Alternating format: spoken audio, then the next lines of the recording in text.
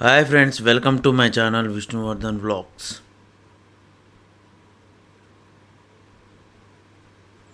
దీని వెనకాల ఉంది థార్ రాక్స్ వెహికల్. సూపర్ ఉంది కదా. ఇదే ఇప్పుడు మనం టెస్ట్ డ్రైవ్ చేయబోతున్నాం. దీని ఓవర్ వ్యూ ఒకసారి చూడండి.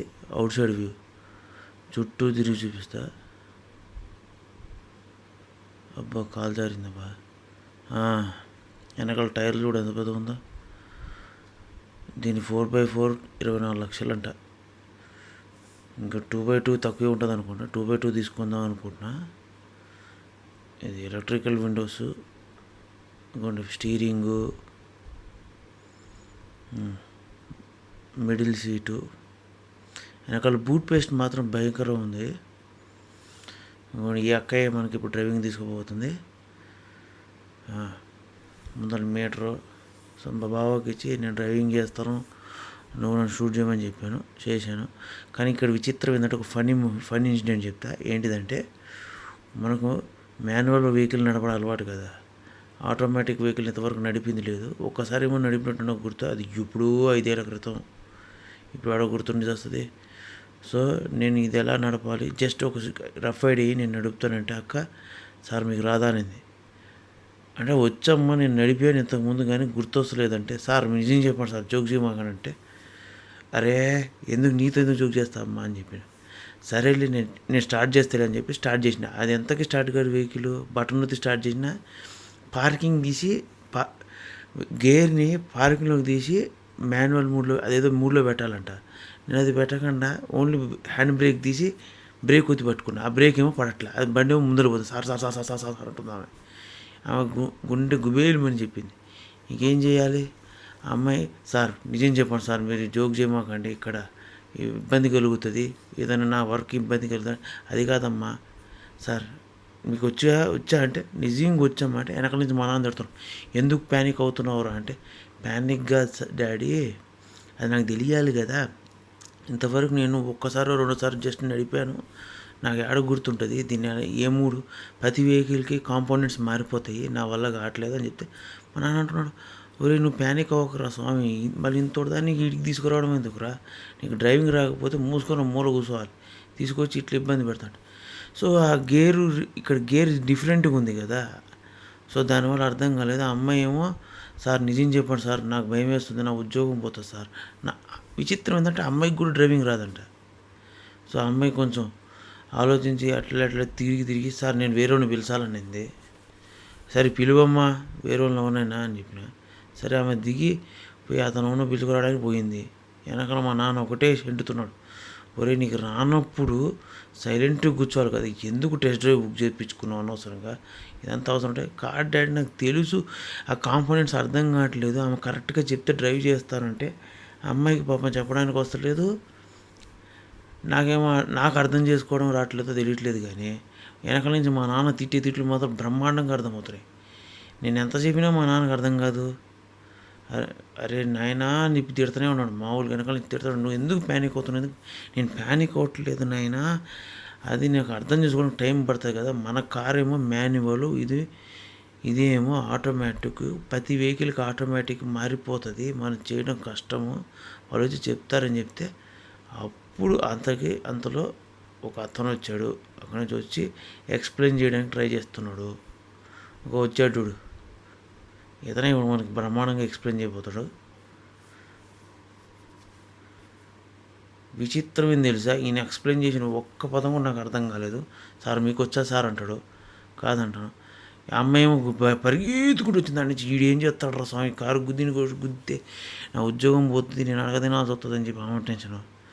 అమ్మాయి ఏమో ఇక ఈడికేమో ఇతనికేమో అసలు అర్థం కావట్లే, ఇంకెందుకు వచ్చిందిలే అని చెప్పేసి అమ్మాయి, సార్ నేను డ్రైవర్ని పిలుస్తా సార్ అని చెప్పింది. సరే ఒక్క నిమిషం నేను ట్రై చేస్తామా, నువ్వు టెన్షన్ పెట్టమాకంటే, వెనకాల నుంచి మా నాన్న కూడా తిడుతున్నాడు, ఎవరి నైనా ప్యానిక్ అవ్వకు, ప్యానిక్ కాదు అని చెప్తే, సరే ఆమె డ్రైవర్ని పిలుచుకోరాడానికి పోయింది. సో ఇప్పుడు మనము ఆ డ్రైవర్ని తీసుకొని ఓపెన్ ఏరియాలోకి పోయి ట్రై చేద్దాం. ఎందుకంటే ఈడ తీసుకుని ఏదైనా గుద్దినామనుకో మన ఈఫ్ సాఫ్ చేసి వదిలిపెడతారు, అదంతా మనకు అవసరం లేదు.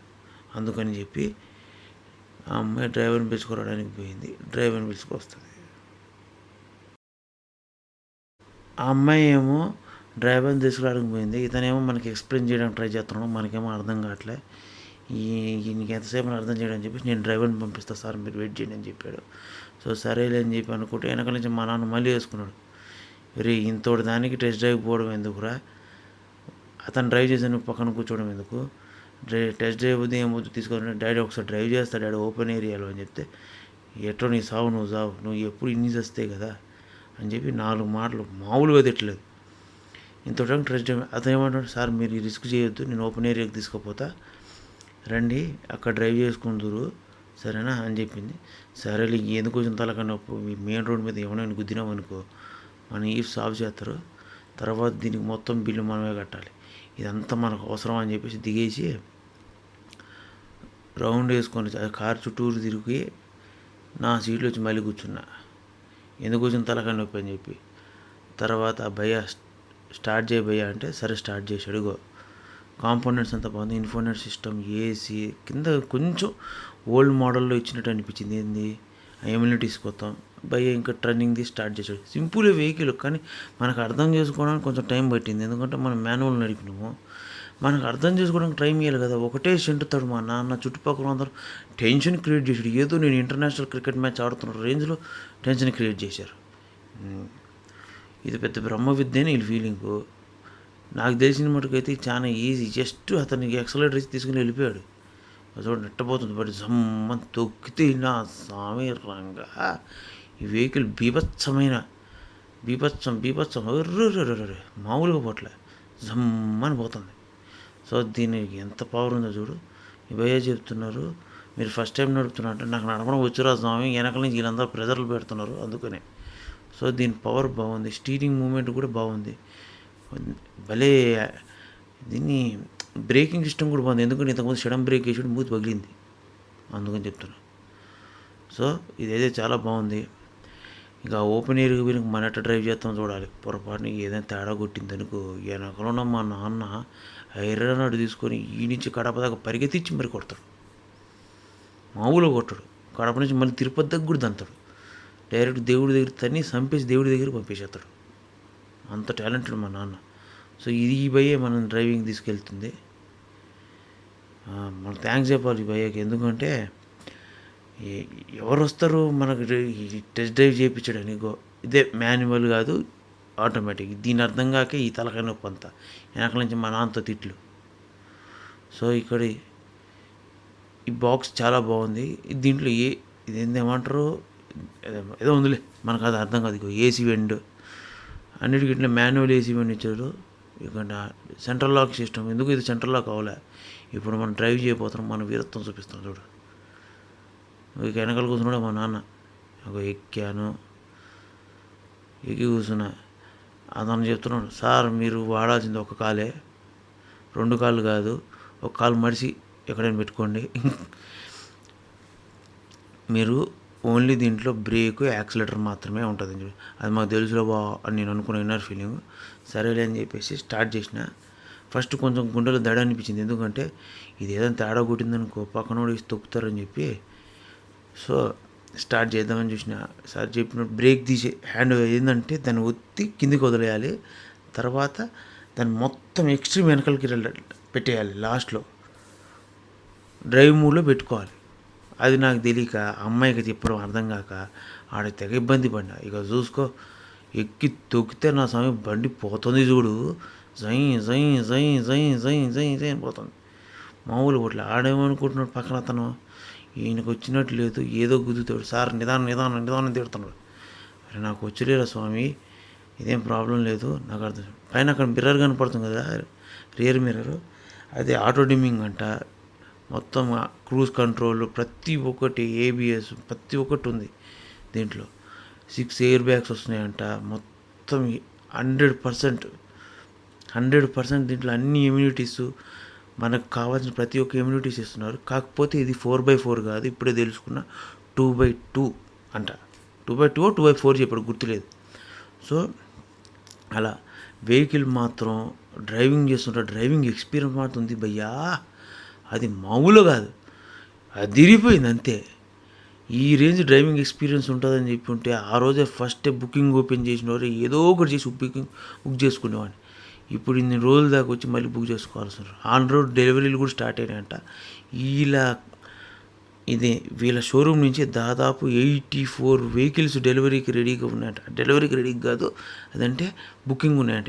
వీళ్ళ దాని నుంచి మన దాంట్లో బుక్ చేసుకుంటే మనకి 87, 86 అనుకుంటా. దాంతో మనకు ఇంకా 1.5 year తర్వాతనో 8 months తర్వాత 9 months తర్వాత డెలివరీ అవుతుందని చెప్తున్నారు. అప్పుడు కూడా అవ్వకపోవచ్చు, ఎందుకంటే డిమాండ్ మామూలుగా లేదు, అదిరిపోయే రేంజ్లో డిమాండ్ ఉంది. సో అతను చెప్తుంది ఏంటంటే, రీసెంట్గా ఒక 4-5 వెహికల్లు అతి కష్టం మీద డెలివరీ చేసినాం సార్. మీరు ఇప్పుడు బుక్ చేసుకుంటే ఖచ్చితంగా 6 to 8 months నుంచి 9 months దాకా పడుతుంది. 9 months దాకా పడుతుంది. సో మీరు ఆలోచించుకొని బుక్ చేసుకోండి అంటే, నేను స్కార్పియన్ గురించి అడిగితే అతను, సార్ స్కార్పియన్ మంచి వెహికలే, ఇది న్యూ వెహికల్ కదా అని చెప్పి అన్నాడు. సరేలే, నాకేమనిపించిందంటే, మనం ఫ్యాన్సీ యూస్కి తీసేసుకుంటాము, నడుపుతాము. ఫ్యామిలీ యూస్కి ఏంటి, మనం 2 వెహికల్ కొనలేం కదా, మనం కోటీశ్వరులు కాదు. మనం కాదంటే నేను కోటీశ్వరులు కాదు. ఫ్యామిలీ యూజ్కి అంటే మా అమ్మ కొంచెం ఎక్కి కూర్చోవడానికి ఇబ్బంది, మా నాన్న కూడా కొంచెం ఎక్కి కూర్చోవడానికి ఇబ్బంది కదా, వాళ్ళకి ఇది హైట్ ఎక్కువ ఉంటుంది, క్లియరెన్స్ ఎక్కువ ఉంటుంది కాబట్టి. సరే నేనేమనుకున్నా, పోనీలు ఇది వద్దనుకుందామా అని ఆలోచించి, ఎందుకంటే థార్ రాక్స్ బుక్ చేయాలనుకుంటున్నా కదా. డ్రీమ్ వెహికల్స్ ఉంటాయి కొంతమందికి. సో ఇది నాకు నచ్చిన వెహికల్, డ్రీమ్ వెహికల్ కాదు కానీ నచ్చిన వెహికల్. సో దీన్ని బుక్ చేసుకుందాము అని ఆలోచిస్తూ అతనితో మాట గడుపుతూ చెప్తున్నా, ఇది అని చెప్తే అతను అంటున్నాడు, సార్ ఇది మంచి వెహికల్, మీరు రోడ్లు హైదరాబాద్ యూస్కి 2x2 అయితే చాలు, 4x4 అవసరం లేదు. ఇన్ కేసు మీరు లాంగ్ ట్రిప్ పోతున్నప్పుడు ఏదైనా హిమాలయాలకి అటు సైడ్ పోతే అది యూస్ఫుల్ అవుతుంది, లేకపోతే ఇదే బెటర్ అని చెప్తున్నాడు. సో మనం హిమాలయాలకు పోయేది లేదు, పెట్టేది లేదు. పోయినా కూడా మామూలు అక్కడ కార్ తీసుకొని పోతాం, కానీ ఈయన నడిపే ఓపిక లేదు, సిటీ యూస్కే కదా అని చెప్పి ఆలోచించిన తర్వాత బుక్ చేద్దామా వద్దా అని చెప్పి మా నాన్నతో డిస్కస్ చేస్తే, ఒరే నాయన నీ తలనొప్పి నువ్వు బర్రా బాబు, నన్ను ఎందుకు గెలుపుతున్నావు, నువ్వు బుక్ చేయాలనుకున్నావు బుక్ చేసుకో, దీనికి నీ ఇష్టం అని చెప్పాను. నేను ఇంకా 2 నిమిషాలు ఆలోచించి సరే బుక్ చేద్దామని డిసిషన్ తీసుకుపోయి షోరూమ్ పోయి బుక్ చేసేసిన. సో నాకు ఏమనిపించింది అంటే, ఓవరాల్గా vehicle it's a good vehicle. మనం కొనడం అంటే ఫ్యాన్సీ యూజ్ కోసం కొనుక్కోవడమే కానీ ఫ్యామిలీ యూజ్కి అంతగా పనికిరాదు. మనం ఏమంటే మిడిల్ పర్సన్, యంగ్ పీపుల్ వాడుకోవడానికి పనికొస్తుంది, కానీ ఫ్యామిలీ యూజ్కి అంత పనికిరాదు. ఎందుకంటే అమ్మ నాన్నలు ఎక్కి కూర్చోవాలి కదా, అందుకని నా ఒపీనియన్. వేరే వాళ్ళ ఒపీనియన్ గురించి నాకు తెలీదు. అయినా నేను బుక్ చేసుకున్నా కదా 21,000 పెట్టి. ఇలా ఈ రిసీవింగ్ బాగుంది ఈ షోరూమ్ వాళ్ళదే, ఎల్బీ నగర్ దగ్గర కామిన్ హాస్పిటల్ దగ్గర మహేంద్ర షోరూమ్ చాలా బాగుంది వీళ్ళ రిసీవింగ్ అని. సో ఫ్రెండ్స్, ఇంతటితో వీడియో కంప్లీట్ చేస్తున్నా. మీకు కానీ ఈ వీడియో నచ్చితే like, share, subscribe to my channel Vishnuvardhan vlogs.